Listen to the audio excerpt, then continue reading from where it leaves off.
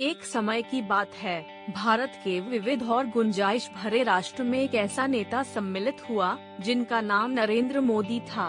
1950 में एक साधारण परिवार में पैदा हुआ मोदी का सफर प्राकृतिक नहीं था।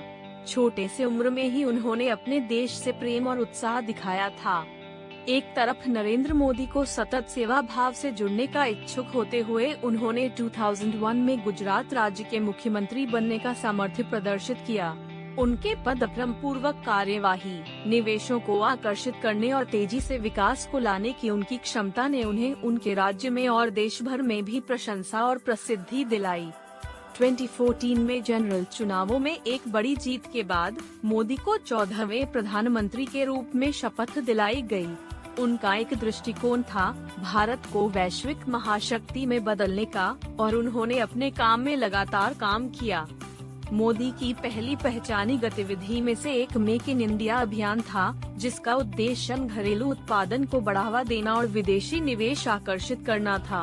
उनका विश्वास था कि आर्थिक विकास और औद्योगिक विकास नौकरियों की सृजन करेगा और गरीबी को कम करेगा।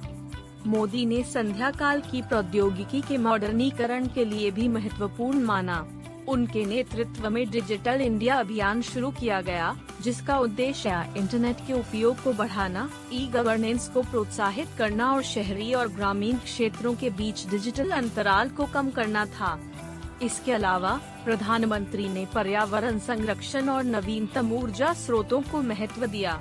उन्होंने स्वच्छ इंडिया मिशन को प्रधानता दी, जिसमें स्वच्छता और स्वच्छता के लिए काम किया गया ताकि सभी नागरिकों के लिए एक स्वस्थ वातावरण बना सके।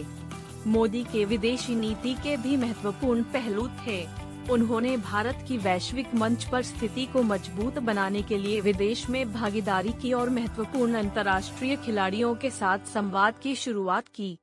फिर भी मोदी को राजनीतिक अभिवृद्धि के साथ साथ विरोध और आलोचना का सामना भी करना पड़ा। फिर भी उन्होंने चुनौतियों के सामने खड़े होकर भारत को प्रगति और समृद्धि की ओर मोड़ने की निरंतर इच्छा दिखाई। बीते वर्षों के दौरान मोदी के नेतृत्व में भारत ने अद्भुत प्रगति देखी। अर्थव्यवस्था बढ़ी, नए अवसर सृजित हुए और देश ने विभिन्न क्षेत्रों में प्रसिद्धि हासिल की।